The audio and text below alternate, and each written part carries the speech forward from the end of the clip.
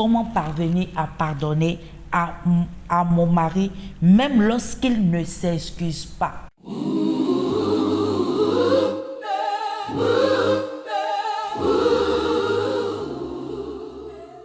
Vous savez, au départ, notre péché nous empêchait de nous tourner vers Dieu.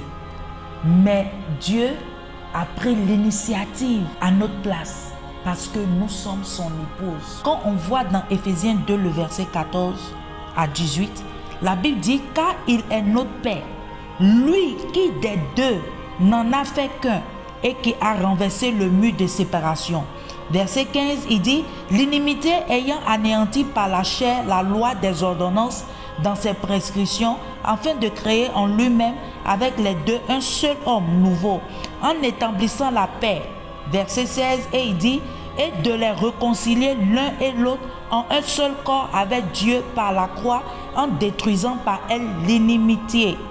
Il est venu annoncer la paix à vous qui étiez loin, et la paix à ceux qui étaient près.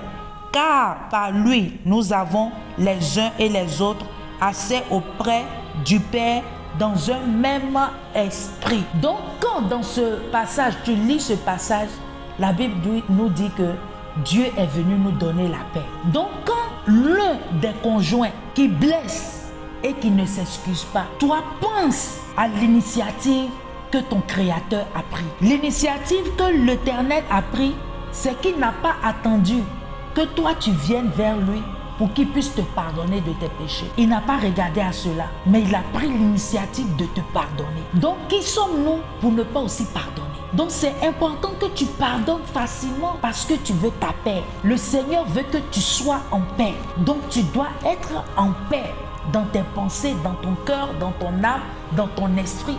Il ne veut pas que tu sois malade. Il veut que tu sois en paix. Donc, chaque jour de ta vie, maman, tu dois chercher ta paix. Cherche à avoir ta paix. Pardonne facilement. Pardonne les offenses comme ton Créateur te pardonne chaque jour. Même si c'est difficile, comment? Mais toi, décide de pardonner. Pardonne. Regarde ton Créateur. Il a laissé son Fils venir à la croix pour être crucifié et être ressuscité pour que toi et moi, nous ayons la vie. Quel amour, quel pardon, quelle grâce. Pardonne. Et je prie pour toi en ce jour que le Seigneur te donne d'être une femme qui pardonne facilement au nom de Jésus-Christ. Et puis tu sais, des fois il y a des personnes qui ne disent pas dans leur bouche, qui s'excusent, mais par le comportement. Donc tu dois chercher à connaître quel est le langage de ton mari, ou bien de ton conjoint, ou bien de ta conjointe. Que l'Éternel te bénisse. Si tu es là en ce jour, tu ne connais pas le Seigneur en tant que ton Seigneur sauveur personnel, j'aimerais te dire de choisir la bonne part.